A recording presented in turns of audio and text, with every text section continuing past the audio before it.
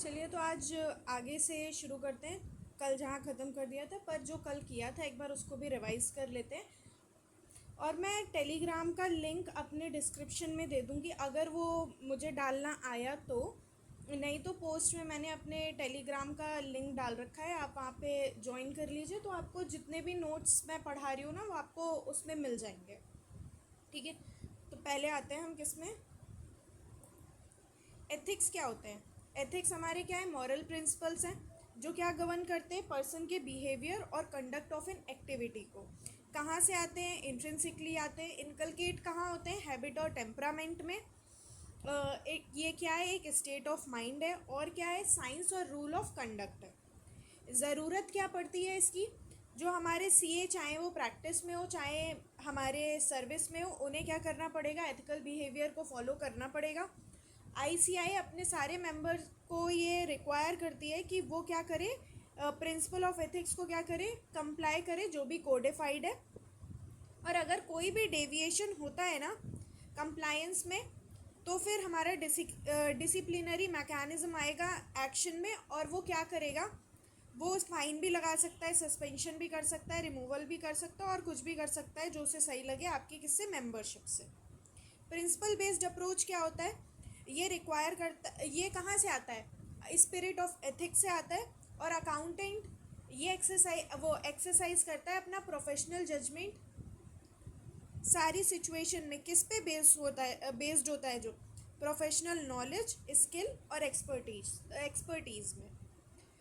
Rule based approach क्या होता है? ये स्ट्रिक्टली ऑलरेडी इस्टेब्लिश्ड रूल्स है जिनको हमें क्या करना पड़ता है, स्ट्रिक्टली फॉलो करना पड़ता है। आउटलुक कैसा है? नैरो है।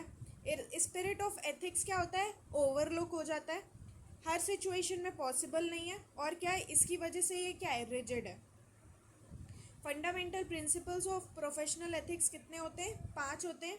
Integrity, objectivity, professional competence and due care, confidentiality और प्रोफेशनल बिहेवियर। इंटीग्रिटी में क्या होता है, हमें जो भी हमारा अकाउंटेंट या ऑडिटर होता है उसको क्या होना चाहिए, स्ट्रेट फॉरवर्ड होना चाहिए, ऑनेस्ट होना चाहिए, ट्रुथफुल होना चाहिए, फेयर डीलिंग करना चाहिए उसे। और कोई भी स्टेटमेंट जो फॉल्स और मिसलीडिंग है उसमें नोइंगली एसोसिएट नहीं होना चाहिए। ऑब्जेक्टिविटी का मतलब क्या है? जो भी हमारा अकाउंटेंट या फिर ऑडिटर है वो अपना प्रोफेशनल जजमेंट कॉम्प्रोमाइज़ नहीं करना चाहिए। किसकी वजह से? बायसनेस की वजह से, कॉन्फ्लिक्ट ऑफ इंटरेस्ट की वजह से और अनड्यू इन्फ्लुएंस की वजह से। Professional competence and due care में क्या है, हमें अटेन और मेंटेन करके रखनी है क्या, अपनी प्रोफेशनल नॉलेज और स्किल। कॉन्फिडेंशियलिटी में क्या होता है, हमें कॉन्फिडेंशियलिटी मेंटेन करके रखनी है, मतलब कुछ भी डिस्क्लोज नहीं करना है। लेकिन अगर ये रिक्वायर कर रहा है और परमिट कर रहा है कौन, लॉ, तो हम कर सकते हैं। अगर एम्प्लॉयर या क्लाइंट ने खुद ही ऑथराइज कर दिया तो हम कर सकते हैं, या फिर उसकी प्रोफेशनल ड्यूटी है तो फिर वो कॉन्फिडेंशियलिटी ब्रेक कर सकता है। प्रोफेशनल बिहेवियर क्या होता है, हमें क्या करना चाहिए, लॉ और रेगुलेशन से कंप्लाई करना चाहिए और अननोइंगली इंगेज किसी भी ऐसी एम्प्लॉयमेंट, ऑक्यूपेशन, एक्टिविटी से इंगेज नहीं होना चाहिए जो हमारी इंटीग्रिटी, ऑब्जेक्टिविटी और प्रोफेशनल ड्यूटी को क्या कर दे, ख़राब कर दे। इम्पेयर मतलब ख़राब कर दे। इंडिपेंडेंस ऑफ ऑडिटर का मतलब क्या है, कोई भी जजमेंट हमारा किसी और के ऊपर डिपेंडेंट नहीं होना चाहिए कि जो वो बोलेगा वो हम बोलेंगे, हमें इंडिपेंडेंट होना है जिसने भी हमें इंगेज किया है। इंटरलिंक पर्सपेक्टिव क्या होता है इंडिपेंडेंस का? दो होता है, इंडिपेंडेंस ऑफ माइंड और independence in appearance. Independence of mind क्या होता है, ये वो स्टेट ऑफ माइंड है जो हमें परमिट करता है कि हम ओपिनियन दे सकते हैं विदाउट किसी के इन्फ्लुएंस में आए।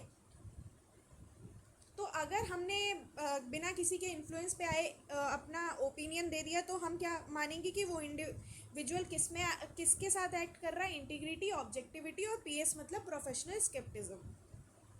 इंडिपेंडेंस इन अपीयरेंस, हमें वो सारे फैक्ट्स और सर्कमस्टांसेस को क्या करना है, अवॉइड करना है जो इतने सिग्निफिकेंट है कि जो थर्ड पार्टी है ना वो रीजनेबली कंक्लूड कर देगी कि ऑडिटर ने अपना आईओपीएस क्या कर दिया है, कॉम्प्रोमाइज़ कर दिया। आईओपीएस मतलब इंटीग्रिटी, ऑब्जेक्टिविटी और professional scepticism. Threat to independence कितने होते हैं? 5 होते हैं। Self interest threat, self review threat, advocacy threat, familiarity threat और इंटिमिडेशन थ्रेट।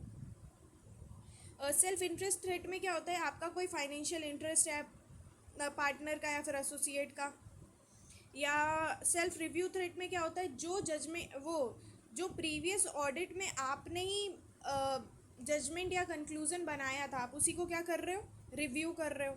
एडवोकेसी थ्रेट में क्या होता है, ऑडिटर या तो प्रमोट कर रहा है या फिर ऐसा लग रहा है कि प्रमोट कर रहा है किसको, क्लाइंट के ओपिनियन को। फैमिलियरिटी थ्रेट में क्या होता है, ऑडिटर का रिलेशन बन रहा है किसके साथ, क्लाइंट के साथ। इंटिमिडेशन थ्रेट क्या हो जाता है कि ऑडिटर को आपने डेटर्ड कर दिया। डेटर्ड करना मतलब रोकना, किसके लिए, कि वो ऑब्जेक्टिवली एक्ट ना कर पाए। अब हमारे सेल्फ इंटरेस्ट थ्रेट के एग्जाम्पल कौन कौन से थे, डायरेक्ट फाइनेंशियल इंटरेस्ट या फिर इनडायरेक्ट फाइनेंशियल इंटरेस्ट किसमें, क्लाइंट के बिजनेस में। लोन और गारंटी या तो आपने दे रखी है या तो आपने ले रखी है, किससे, क्लाइंट से। अनड्यू डिपेंडेंस है आपके क्लाइंट के फीस में, जिसकी वजह से आपको क्या डर लगता है कि आप ये वाला इंगेजमेंट लूज़ ना कर दो। क्लोज रिलेशनशिप किसके किसके बीच में, क्लाइंट और ऑडिटर के बीच में। Potential employment with the client, की आपको ऐसा लगता है कि आगे चल के एम्प्लॉयमेंट यहाँ पे मिल सकता है। कंटिजेंट फीस मिल रही है आपको किसके लिए, ऑडिट एंगेजमेंट के लिए। इंस्टांसेस हमारे किसके, सेल्फ रिव्यू थ्रेट के, कि हमारा जो ऑडिटर है ना वो अभी अभी डायरेक्टर या फिर सीनियर ऑफिसर था किसका, कंपनी का। या फिर ऑडिटर वही सर्विसेज परफॉर्म कर रहा है जो उसी ही से रिलेटेड थी, जैसे उसने पिछली बार बैलेंस शीट और P&L बनाया और आज वो उसी को रिव्यू कर रहा है, तो सेल्फ रिव्यू थ्रेट आ जाता है। फैमिलियरिटी थ्रेट में क्या होगा, कोई आपका क्लोज रिलेटिव है ऑडिट टीम का, वो किस में काम कर रहा है, सीनियर पोजीशन में है क्लाइंट की कंपनी में। या फिर आपका जो फॉर्मर पार्टनर था किसका, ऑडिट फर्म का, वो अभी या तो डायरेक्टर या फिर सीनियर एम्प्लॉई है किसमें, क्लाइंट की कंपनी में। आपका स्पेसिफिक क्लाइंट और ऑडिटर के बीच में क्या है, लॉन्ग एसोसिएशन है, मतलब बहुत टाइम से एक दूसरे के साथ रह रहे हैं। एक्सेप्टेंस किसका, सिग्निफिकेंट गिफ्ट या फिर हॉस्पिटैलिटी का, किससे, क्लाइंट की कंपनी से या फिर डायरेक्टर से या फिर एम्प्लॉई से। Safeguards to independence, safeguards जो हम लगा सकते हैं। पहले तो आप हमेशा इंडिपेंडेंट रहिए और दिखने भी चाहिए आप क्या, इंडिपेंडेंट। आपके पास क्या होनी चाहिए, इंटीग्रिटी, ऑब्जेक्टिविटी और प्रोफेशनल स्केप्टिज्म।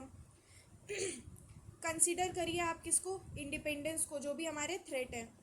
डिसिस्ट, हमें वो काम से दूर रहना है, या फिर हम कोई सेफ गार्ड्स को लगा दें। और अगर आप फुल्ली इम्प्लीमेंट नहीं कर पा रहे सेफ गार्ड्स को, तो आप क्या करिए, वो काम एक्सेप्ट मत करिए। प्रोफेशनल स्केप्टिज्म क्या होता है, प्रोफेशनल स्केप्टिज्म हमारा एटीट्यूड है जो इन्वॉल्व करता है किसको, क्वेश्चनिंग माइंड को।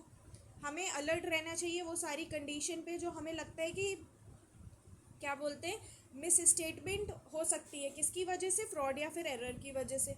हमें किसका क्या करना चाहिए, हमें क्रिटिकल असेसमेंट करना चाहिए किसका, ऑडिट एविडेंस का। प्रोफेशनल स्केप्टिज्म के एग्जाम्पल क्या थे, एक ऑडिट एविडेंस क्या कर रहा है, दूसरे ऑडिट एविडेंस को कॉन्ट्राडिक्ट कर रहा है। रिलायबिलिटी ऑफ डॉक्यूमेंट या फिर रिस्पॉन्सेज टू इंक्वायरी, हमें क्या लग रहा है, क्वेश्चनेबल लग रहे हैं। पॉसिबिलिटी लग रही है कि फ्रॉड हो सकता है। और या फिर आपको क्या बोलते हैं, एडिशनल ऑडिट प्रोसीजर की क्या पड़ रही है, ज़रूरत पड़ रही है। प्रोफेशनल स्केप्टिज्म होने की वजह से कौन से रिस्क रिड्यूस हो जाते हैं, ओवरलुकिंग अनयूजुअल सर्कमस्टांसेस, और हम ओवर जनरलाइज मतलब तुरंत कंक्लूजन नहीं दे देते, हम इनअप्रोप्रिएट अजम्पशन जो भी होते हैं उनका यूज़ कम हो जाता है। प्रोफेशनल स्केप्टिज्म क्या इंक्लूड करता है, कंसिडरेशन किसका, सफिशिएंट और अप्रोप्रिएट ऑडिट एविडेंस का। अब बहुत से लोगों को लग रहा होगा शायद मैं बहुत जल्दी पढ़ा रही हूँ, नहीं, मैं सिर्फ रिवाइज करा रही हूँ, मैं इसका लेक्चर ऑलरेडी कल डाल चुकी हूँ। ऑडिट एंगेजमेंट और audit terms of audit engagement. Audit engagement क्या होता है, क्लाइंट किसको करता है, क्लाइंट हमारे ऑडिटर को क्या करता है, इंगेज करता है, किसके लिए, ऑडिट करने के लिए फाइनेंशियल स्टेटमेंट की। कौन कौन से मैटर इंक्लूड होते हैं, एक तो हमारा ऑब्जेक्टिव और स्कोप होता है किसका, ऑडिट ऑफ फाइनेंशियल स्टेटमेंट का। दूसरा हमारा रिस्पॉन्सिबिलिटी ऑडिटर और मैनेजमेंट की। हम देखते हैं कि क्या कोई हमारे एप्लीकेबल FRF हैं, FRF मतलब वो क्या बोलते हैं, फाइनेंशियल रिपोर्टिंग फ्रेमवर्क। और एक्सपेक्टेड कोई हम रेफरेंस देना होगा हमें किसका, एक्सपेक्टेड फॉर्म या फिर कंटेंट का, किसके, ऑडिट रिपोर्ट में। अब हम आते हैं एसे 210 में। मैं ये बोलूँगी कि अगर मैं जो भी एसेज आते हैं ना आपके में, तो आप ना एक कॉपी के फर्स्ट या फिर सेकंड पेज में आप क्या करिएगा, वो लिख लीजिएगा कि ऐसे। पहली बात तो एक और था हमारा एसे 200, इससे पहले वाले मतलब फर्स्ट चैप्टर में जो मैंने पढ़ा था, वो मैंने ना जो क्लासेस किए थे पहले उन्होंने फर्स्ट चैप्टर पढ़ाया था, फिर 11, तो जैसे उन्होंने मेरे को पढ़ाया था वैसे ही मैं भी आपको पढ़ा रही हूँ। तो ऐसे 200 में क्या है, अब हमें क्या करना है, एग्री करना है किसमें, टर्म्स ऑफ ऑडिट इंगेजमेंट में। जो भी हमारे टर्म्स हैं उसमें क्या करना है, एग्री करना है। और किस में होना चाहिए, इन राइटिंग होना चाहिए, लिखा हुआ होना चाहिए। ऐसा नहीं है कि आप क्या बोलते हो, सिर्फ हवा में आपने बोल दिया और आपने मान लिया कि हाँ हाँ ये टर्म्स हैं और हम एग्री करते, नहीं, इन राइटिंग होना चाहिए। ऑडिटर को क्या करना चाहिए, एग्री करना चाहिए टर्म्स ऑफ ऑडिट इंगेजमेंट में, किसके साथ, मैनेजमेंट और टीसीडब्ल्यूजी के साथ। देखिए ये जो टर्म्स ऑफ ऑडिट इंगेजमेंट है ना, ये कौन बताता है, हमारे मैनेजमेंट और टीसीडब्ल्यूजी बताते हैं। टीसीडब्ल्यूजी मतलब those charged with governance.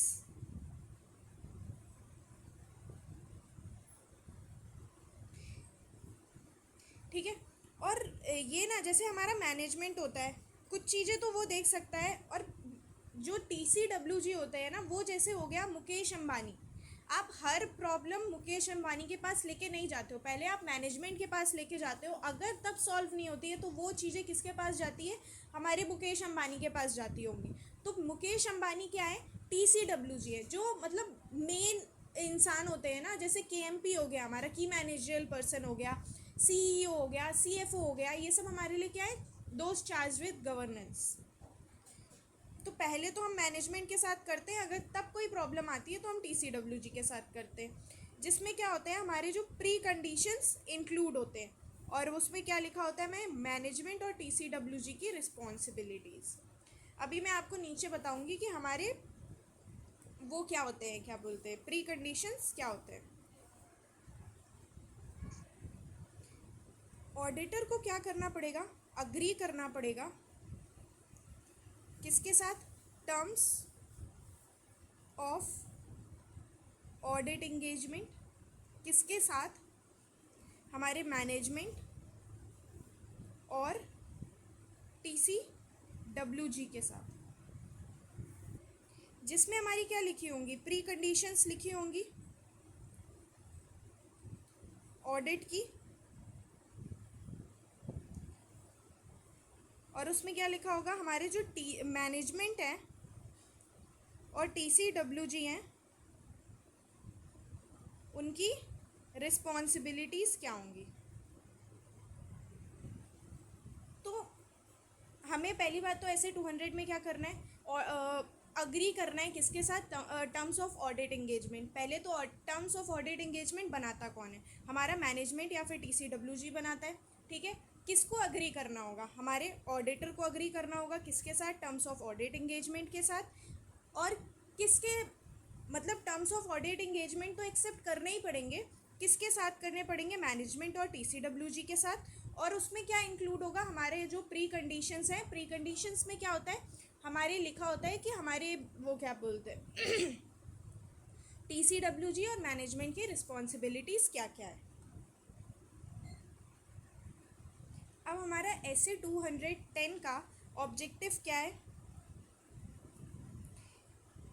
Auditor को या तो वो एक्सेप्ट करेगा या तो वो कंटिन्यू करेगा। देखो ऑडिटर या तो एक्सेप्ट करेगा या तो कंटिन्यू करेगा। हो सकता है उसका ये क्लाइंट नया हो, तो एक्सेप्ट हम क्या करेंगे, न्यू क्लाइंट को, और कंटिन्यू किसके साथ करेंगे, ओल्ड क्लाइंट का। हो सकता है ना पिछले साल भी आपने इन्हीं की ऑडिट करी हो, तो आप कंटिन्यू करोगे। ऑडिट इंगेजमेंट के साथ या तो एक्सेप्ट करोगे या तो कंटिन्यू करोगे। एक्सेप्ट किसकी करोगे? न्यू क्लाइंट की। कंटिन्यू किसके साथ करोगे? ओल्ड क्लाइंट के साथ।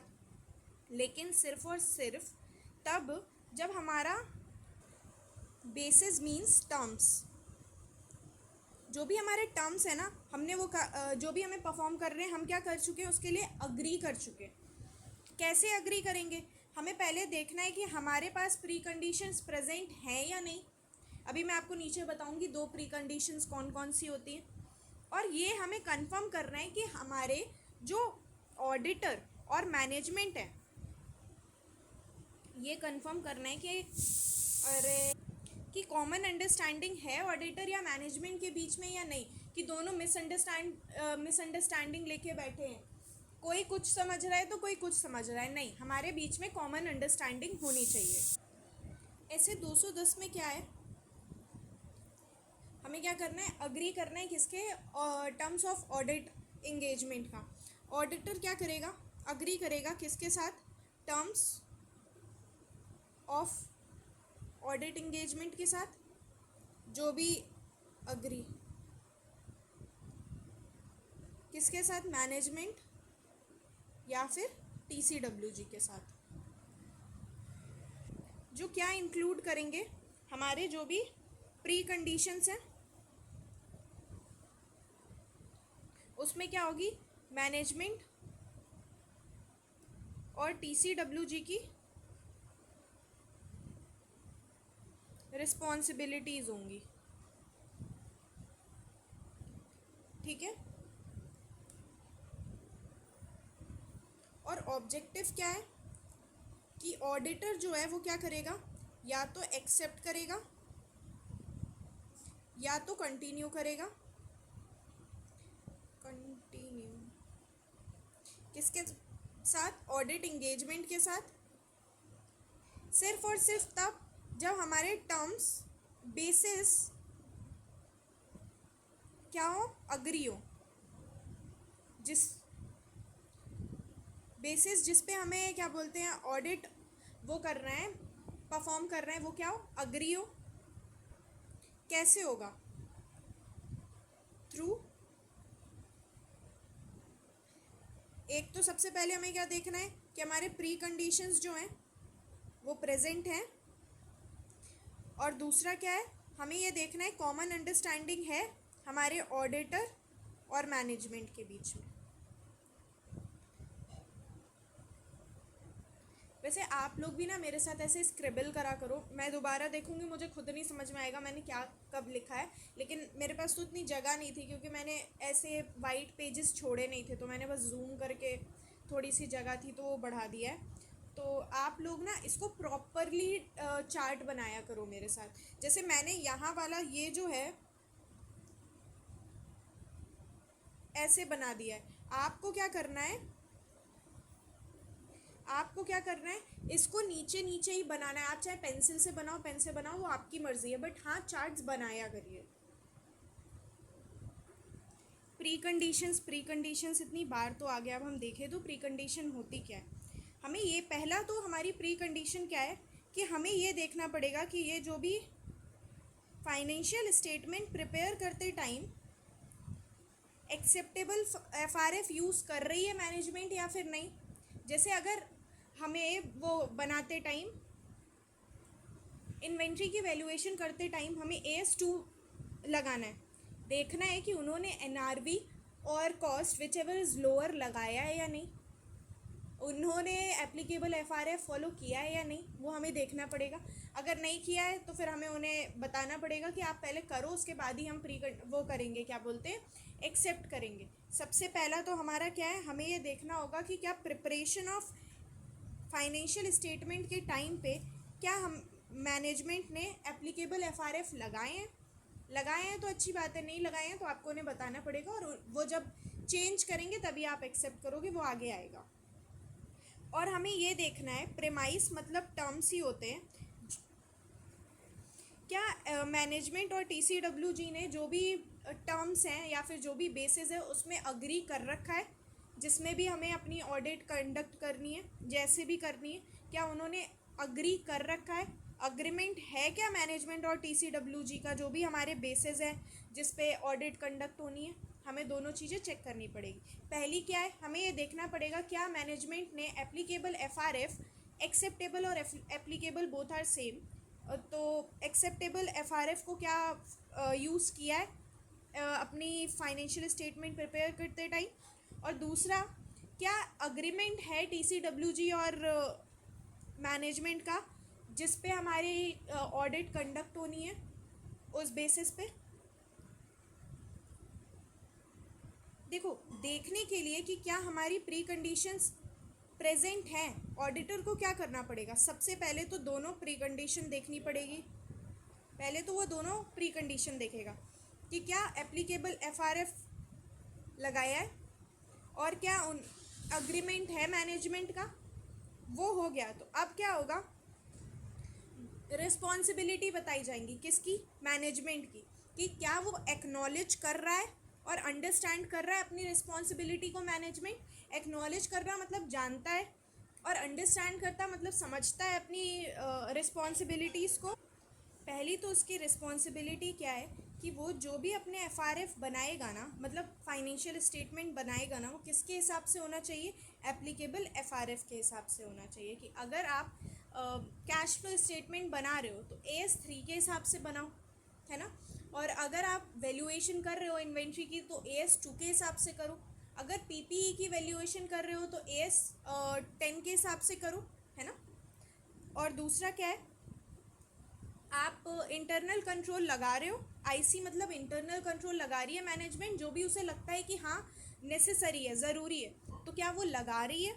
दूसरा, मैनेजमेंट की ये रिस्पॉन्सिबिलिटी है कि वो ऑडिटर को क्या दे, एक्सेस दे, पहले तो सारे इंफॉर्मेशन, डॉक्यूमेंट्स, रिकॉर्ड्स और अदर मैटर जो भी ऑडिट से रिलेटेड है, ठीक है।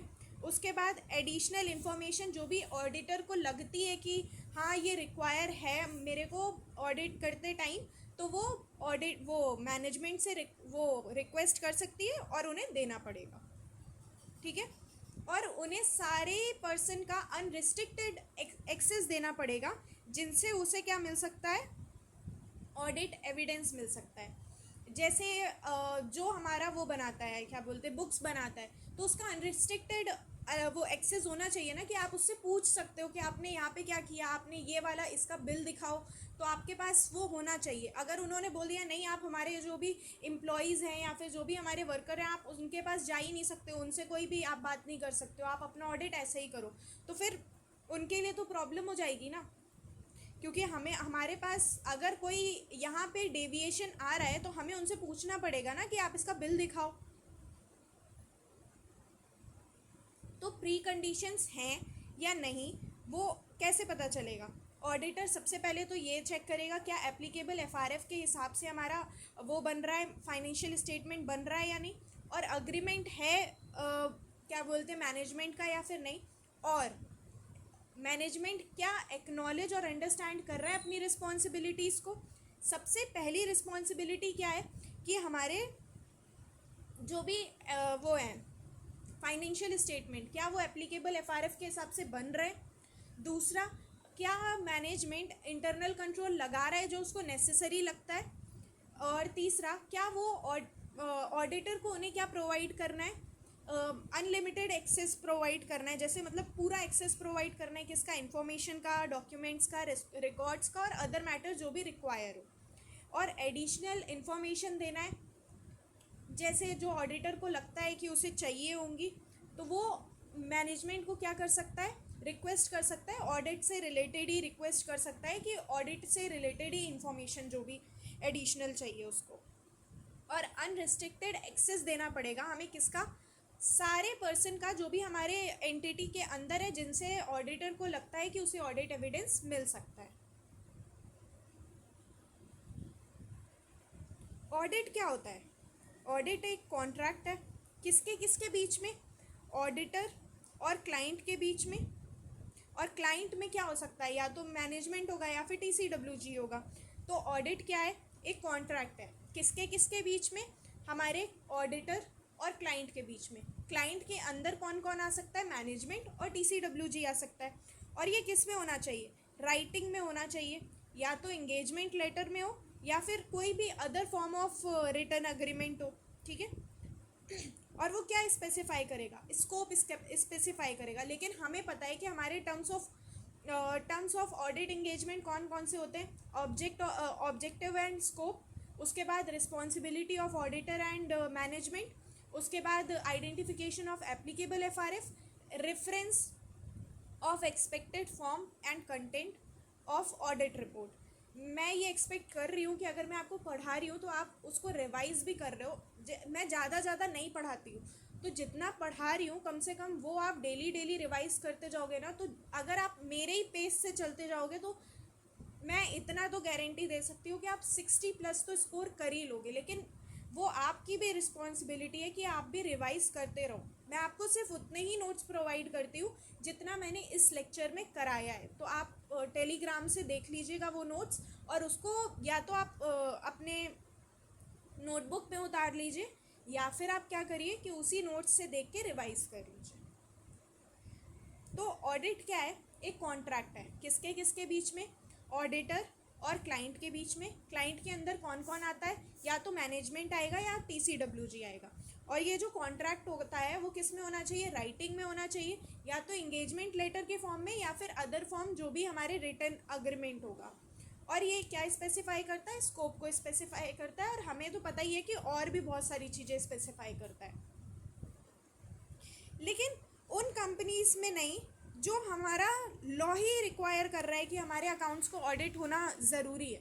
तो वहाँ पे हमें ज़रूरत ही नहीं है कोई कॉन्ट्रैक्ट बनाने की, क्योंकि वो लॉ ही रिक्वायर्ड कर रहा है ना। तो उसके अगर वो नहीं बनाएगा तो लॉ ही उसको वो करेगा, पनिशमेंट देगा।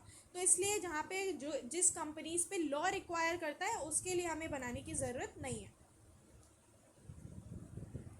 ऑडिट इंगेजमेंट लेटर क्या होता है, ऑडिट इंगेजमेंट लेटर कौन भेजता है, ऑडिटर भेजता है, किसको, क्लाइंट को भेजता है, जैसे कि मिसअंडरस्टैंडिंग के चांसेस क्या हो जाए, रिड्यूस हो जाए। ऑडिट इंगेजमेंट लेटर क्या होता है, ये एक इंगेजमेंट लेटर है जो कौन भेजता है, ऑडिटर भेजता है, किसको, अपने क्लाइंट को, जैसे कि हमारे जो भी मिसअंडरस्टैंडिंग के चांसेस है ना वो क्या हो जाए, रिड्यूस हो जाए। अब हमारे कंटेंट क्या क्या होते हैं ऑडिट इंगेजमेंट लेटर के, वी ऑलरेडी नो, हमने पहले ही पढ़ा हुआ है।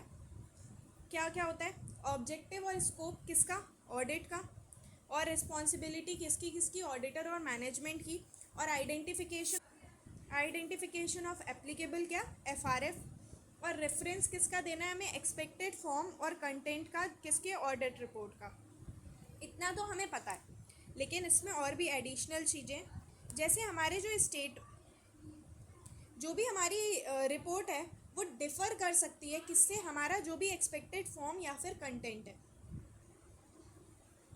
सेफर साइड में हमेशा हमें ये बोल देना चाहिए ये लाइन कि हमारा हो सकता है जो भी स्टेटमेंट है वो हमारी डिफ़र कर सकती है किससे, हमारे एक्सपेक्टेड फॉर्म या फिर कंटेंट से। ज़रूरी थोड़ी है जो आपने बोला पहले बोला अपने टर्म्स में, और अब हो सकता है आगे चल के आपको ऐसा कुछ पता चल गया हो एंटिटी के अंदर कि आपका फॉर्म या फिर कंटेंट चेंज हो जाए, तो इस वजह से पहले ही हम लिख देते हैं। देखो, अगर लॉ और रेगुलेशन प्रिस्क्राइब कर रहे हैं ना कि सफिशिएंट डिटेल दे रहा है, तो हम ऑडिटर को राइटिंग में रिकॉर्ड करने की कोई ज़रूरत नहीं। लेकिन तब ना जब वो लॉ और रेगुलेशन अप्लाई करता हो सकता है LLP पे जो लगता है वो कंपनीज एक्ट पे तो लगता नहीं है, लेकिन आप कंपनी की ऑडिट कर रहे हो, LLP की नहीं। और LLP के लिए वो लॉ और रेगुलेशन है, कंपनी के लिए नहीं। तो जब कंपनी पे लगता ही नहीं है तो आपको बनाना पड़ेगा ना, तब तो आपको क्या करना पड़ेगा, रिकॉर्ड करना पड़ेगा। वो तो LLP के लिए था, ये कंपनीज के लिए थोड़ी है। कंपनीज के लिए आपको रिकॉर्ड करना पड़ेगा। और क्या मैनेजमेंट अपनी रिस्पॉन्सिबिलिटी को एक्नॉलेज और अंडरस्टैंड कर रहा है, हमें ये भी चेक करना पड़ेगा। तो हमारा यहाँ से शुरू होता है ऑडिट इंगेजमेंट लेटर।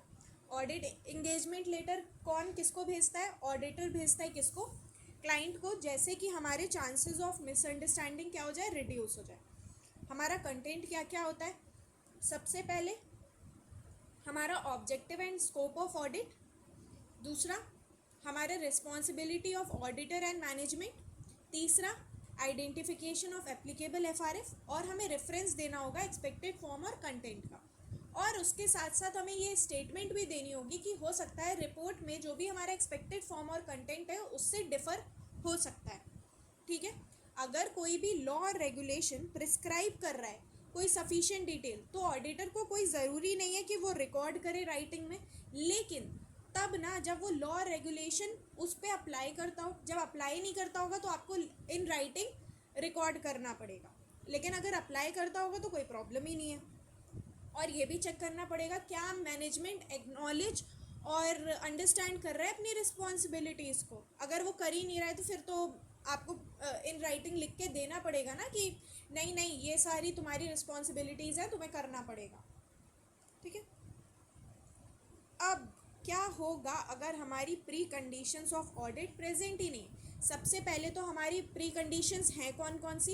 एक तो हमारा जो भी मैनेजमेंट है क्या वो एक्सेप्टेबल एफआरएफ को यूज़ कर रहा है अपना क्या बनाते टाइम, फाइनेंशियल स्टेटमेंट बनाते टाइम। और दूसरा क्या है, क्या मैनेजमेंट अग्री कर रहा है टर्म्स ऑफ ऑडिट एंगेजमेंट के साथ। और अगर ये प्रेजेंट नहीं है तो हम क्या करेंगे? पहले तो हम क्या करेंगे, मैनेजमेंट के साथ क्या करेंगे, डिस्कस करेंगे मैटर को। और उसके बाद अगर वो नहीं मानता है जो भी हमारे टर्म्स, जो भी हमारी प्री कंडीशंस हम चाहते हैं कि नहीं ये होनी चाहिए, कि आपने नहीं फॉलो किया वो प्री कंडीशंस, तो अगर वो हमारे डिस्कस करने से मान गया तब तो ठीक है, पर अगर नहीं माना तो हम क्या करेंगे, एक्सेप्ट नहीं करेंगे वो प्रपोज्ड इंगेजमेंट, अनलेस वो हमारा लॉ और रेगुलेशन क्या कर रहा है, रिक्वायर्ड कर रहा है कि लॉ और रेगुलेशन कह रहा है आप ऑडिट नहीं छोड़ सकते, तो आपको करना ही करना पड़ेगा। ठीक है, तो अगर हमारी प्री कंडीशन प्रेजेंट नहीं है तो सबसे पहला हम काम क्या करेंगे, हम उस मैटर को डिस्कस करेंगे किसके साथ, मैनेजमेंट के साथ।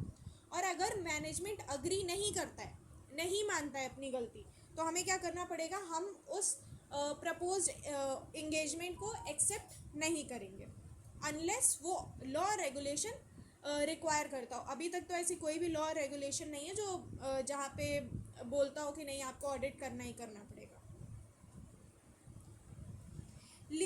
अब दूसरा आते हैं limitation on scope prior to audit engagement acceptance.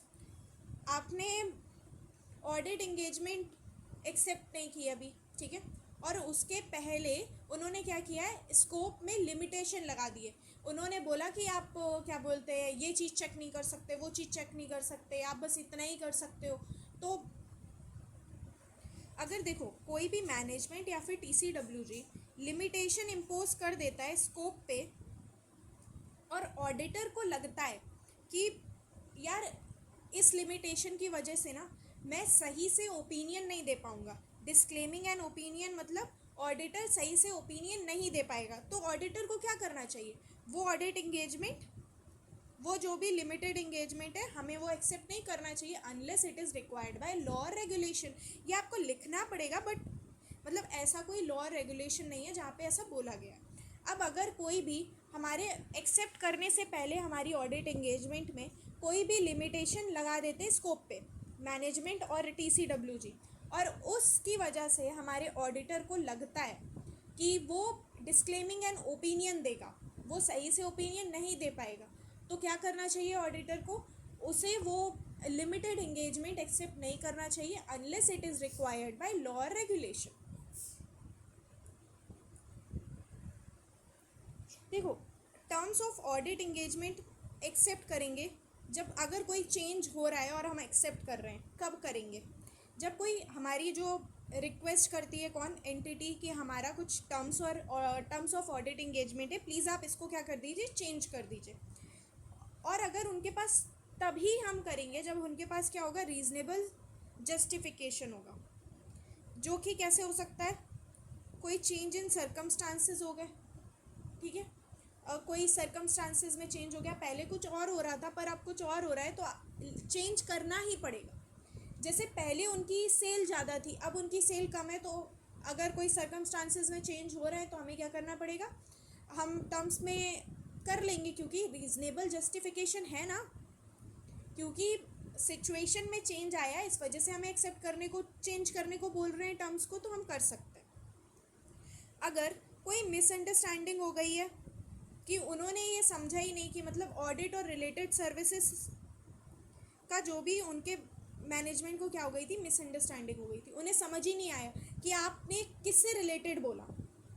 आपने उन्हें कुछ समझाया, जैसे आपने बोला कि नहीं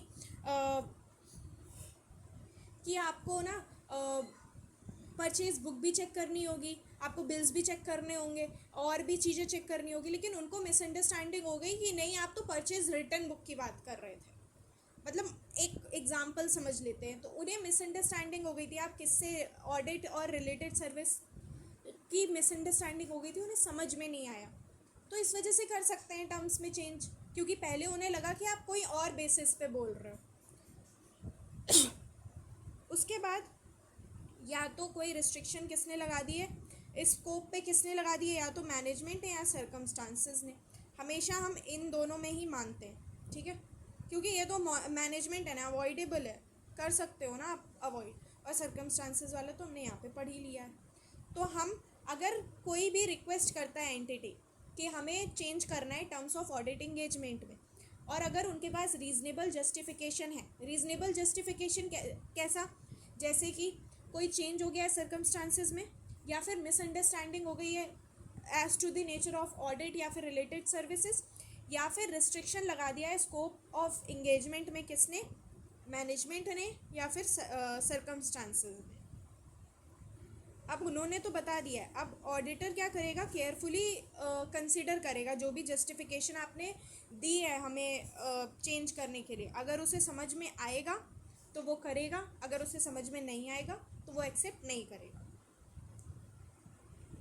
चेंज इन सर्कमस्टांसेस क्या हो सकता है, या तो वो एंटिटी के रिक्वायरमेंट को क्या कर रही है, अफेक्ट कर रही है, या फिर मिसअंडरस्टैंडिंग हो गई है हमारी जो भी ऑडिट और रिलेटेड सर्विसेज की, तो हम उसे क्या करेंगे, कंसिडर करेंगे रीजनेबल बेसिस कि हाँ ये रीजनेबल जस्टिफिकेशन है। तो क्या करना है, अगर हमें एक्सेप्ट करना है या फिर नहीं करना है, वो किस पे बेस करता है, हमारे रीजनेबल जस्टिफिकेशन पे। अगर रीजनेबल जस्टिफिकेशन एंटिटी हमें देता है change in terms of audit engagement, अगर रीजनेबल जस्टिफिकेशन है, रीजनेबल जस्टिफिकेशन जैसे चेंज इन सर्कमस्टांसेस, मिसअंडरस्टैंडिंग हो गई है आपको ऑडिट या फिर रिलेटेड सर्विसेज में, या फिर रेस्ट्रिक्शन लगा दिया है किसमें, स्कोप में, किसने, मैनेजमेंट या फिर सर्कमस्टांसेस ने, तो ऑडिटर क्या करेगा, केयरफुली कंसिडर करेगा क्या जस्टिफिकेशन, जो भी आपने जो भी इम्प्लीकेशंस होंगे उसमें रेस्ट्रिक्शन के, scope of audit of engagement, वो कंसिडर करेगा। अगर उसे समझ में आएगा तो वो एक्सेप्ट कर लेगा, अगर उसे समझ में नहीं आएगा तो वो रिजेक्ट कर देगा। और हमारे चेंज इन सर्कमस्टांसेस कैसे हो सकते हैं, क्या हो सकता है कि हमारे अफेक्ट कर रहा हो एंटिटी की रिक्वायरमेंट को, या फिर मिसअंडरस्टैंडिंग हो गई है, तो हम उसको क्या मानेंगे, रीजनेबल बेसिस मानेंगे। अनरीजनेबल बेसिस क्या होगा, जैसे कि जो भी हमारी इंफॉर्मेशन जो बदल रही है ना, वो इनकरेक्ट है, इनकम्प्लीट है या फिर अनसेटिस्फैक्ट्री है, तो हम उसको क्या मानेंगे, अनरीजनेबल बेसिस मानेंगे। What should auditor consider before, देखो ऑडिटर को क्या करना पड़ेगा, क्या कंसिडर करना पड़ेगा, जो भी चेंजेस हो रहे हैं ना ऑडिट इंगेजमेंट में, जो इनको कम लेवल ऑफ अश्योरेंस दे रही है, लोअर लेवल ऑफ अश्योरेंस। अगर आपने एक्सपेक्ट किया था कि हमें 90%, वो क्या बोलते हैं 70% मिलनी चाहिए, और उनके जो भी चेंजेस हैं ना, पहले आपको कितनी मिल रही थी, 90 मिल रही थी, 90% अश्योरेंस मिल रही थी, अब आपको कितनी मिल रही है, जो भी चेंज हुए 80, तो आप एक्सेप्ट करोगे या नहीं, कर लेंगे यार, क्योंकि हम तो वैसे भी 70% एक्सपेक्ट कर रहे थे ना। अगर आपको 60 मिल रही है या 50 मिल रही है जो भी चेंज हुए हैं ऑडिट इंगेजमेंट में, तो फिर हम क्या करेंगे, एक्सेप्ट नहीं करेंगे, क्योंकि अब हमें लोअर लेवल ऑफ अश्योरेंस मिल रही है। और हो सकता है कि रीजनेबल बेसिस भी हो उनके पास, तो तब हम कर भी सकते हैं। देखो अब अभी हमारी जो इंगेजमेंट है ना वो कंप्लीट नहीं हुई है, पर क्लाइंट क्या करता है, ऑडिटर से रिक्वेस्ट करता है कि प्लीज़ हमारे जो इंगेजमेंट के टर्म्स है ना वो चेंज कर दीजिए, जो कि हमें क्या दे रहा है, लोअर लेवल ऑफ एश्योरेंस दे रहे हैं। तो ऑडिटर को क्या करना पड़ेगा, रीजनेबल बेसिस को क्या करना पड़ेगा, कंसीडर करना पड़ेगा कि उसे करना चाहिए या नहीं। देखो, जब लोअर लेवल ऑफ एश्योरेंस मिल रही है तो हमारा क्या बन जाता है, वो या तो रिव्यू या रिलेटेड सर्विसेज बन जाएगा, वो अब ऑडिट तो नहीं रहा, है ना, क्योंकि ऑडिट में हमें क्या मिलती है, हायर लेवल ऑफ एश्योरेंस मिलती है। अब अगर हम कोई भी चेंजेस को क्या कर रहे हैं, अग्री कर रहे हैं, उससे पहले हमें क्या करना पड़ेगा, हमें देखना पड़ेगा जो भी रिव्यू और रिलेटेड सर्विसेज हमारी बन रही है अब, क्या उससे कोई लीगल या फिर कॉन्ट्रैक्चुअल इम्प्लीकेशन होगा। अब हो सकता है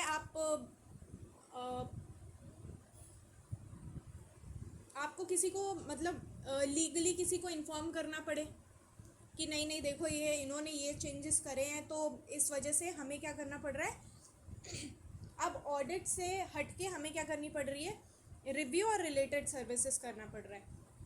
जैसे कि अगर ऑडिटर हमारा छोड़ के जाता है तो हमें बताना पड़ता है ना, वो क्या बोलते हैं, आरओसी और सीएनडीजी वगैरह को, है ना, तो ये हमारे लिए क्या हो जाएगी, लीगल रिक्वायरमेंट होगी, क्योंकि जब रिव्यू और रिलेटेड सर्विसेज हुआ ना तो अब वो ऑडिटर नहीं रहा, अब वो वहाँ का अकाउंटेंट बन गया।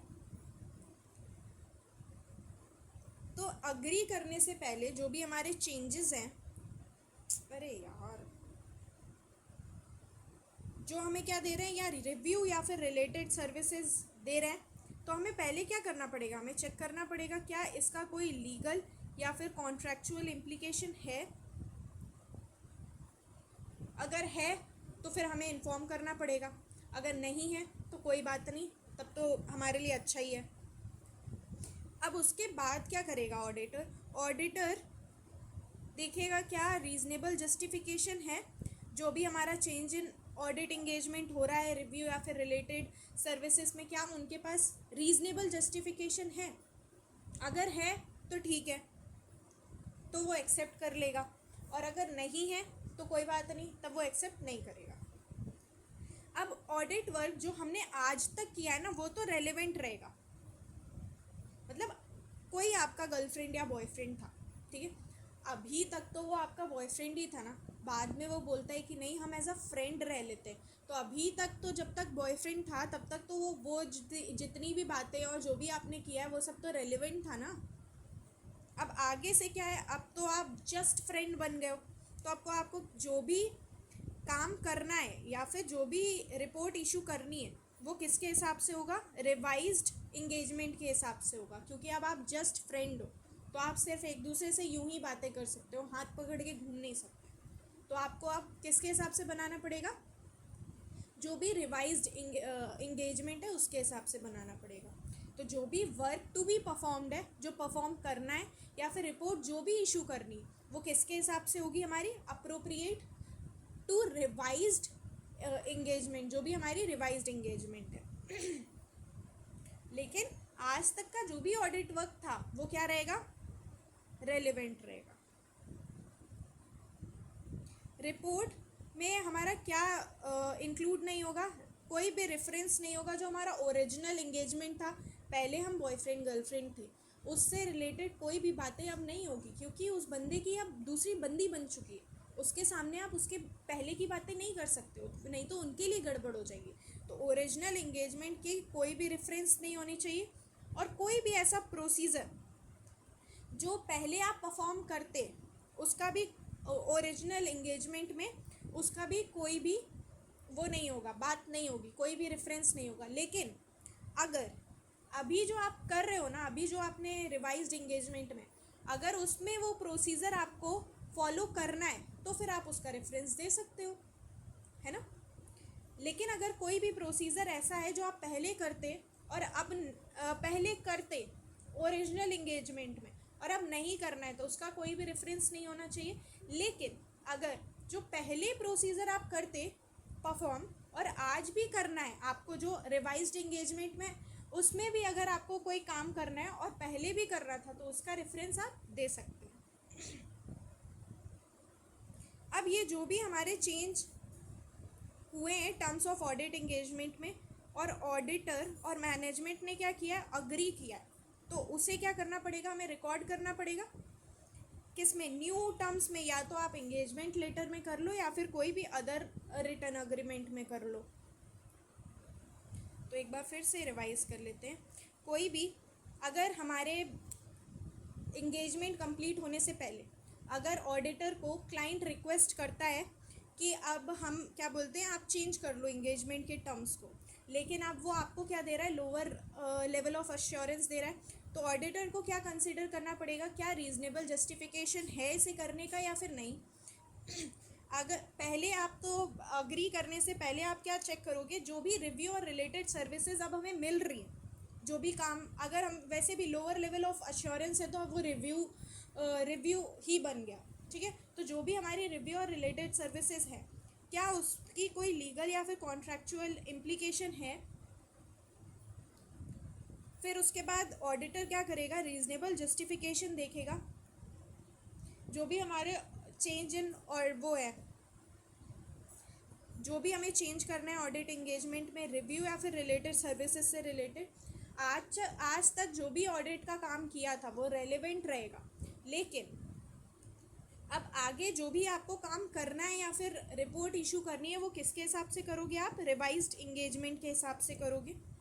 और रिपोर्ट वो कोई भी रेफरेंस इंक्लूड नहीं करेगी, पहले तो हमारे ओरिजिनल इंगेजमेंट का, दूसरा हमारा कोई भी प्रोसीजर जो हम ओरिजिनल इंगेजमेंट में क्या करते, फॉलो करते,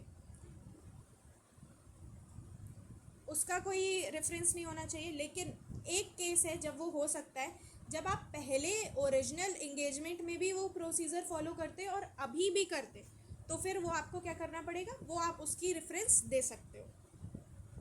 अब जो हमारे चेंज में एक्सेप्ट कर लिया है, ऑडिट और मैनेजमेंट दोनों ने अग्री कर लिया, तो हमें उसे रिकॉर्ड करना पड़ेगा न्यू टर्म में, क्योंकि अब तो टर्म्स चेंज हो गए।